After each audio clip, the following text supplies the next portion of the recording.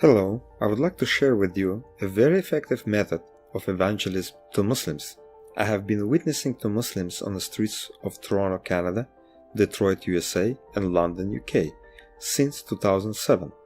For the first several years, I sincerely struggled as I tried to share the gospel to Muslims, but I was never satisfied with the results. I conversed with them on the streets and in dialogues in interfaith group, debating them, logging hundreds of hours. But no matter how well I explained to them what the Bible says about Christ being the Son of God, about His crucifixion, or about original sin, the effect I was looking for did not materialize. Several talks led me to rethink my methodologies, and a few years later I developed a new technique. It's very different from all the previous attempts. It starts with the Old Testament, not the New. I would like to share it with you. This method divided in 3 parts and has 6 points. Part 1. Using the Islamic sources like the Qur'an, the Hadith, and the biography of Muhammad known as Sirat Rasulullah, I established the fact that the author of the Qur'an had praised the Torah scroll which was in the hands of the Jews in Yathrib, nowadays Medina, during the life of Muhammad.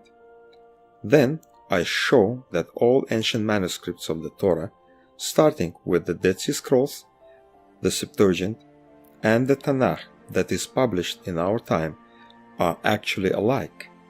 There is no manuscript where we find the story of Adam, Noah, Abraham, and Joseph told in different manner. They are all the same, disregarding minor wording differences. Part 2. I use several stories from the Torah and compare them with the Quranic stories, such as Joseph and his betrayal by his brothers, Abraham and Hagar, Hagar and Ishmael, and Moses and the burning bush. As I unpack all these stories in my next videos, you will recognize staggering differences in the narratives found in both books and the ultimate effect of it on Islam. Part 3. I utilize several passages from Genesis 3 and Genesis 4 and other books of the Old Testament to prove that original sin was explicitly shown in the Torah and how it leads to the coming of the Son of God and His subsequent crucifixion. This way I can use any passage from the New Testament without any Muslim refutations by using the Quran. In the next series of videos, I will disclose each part in detail and include a comparison between the Quran and the Jewish scriptures.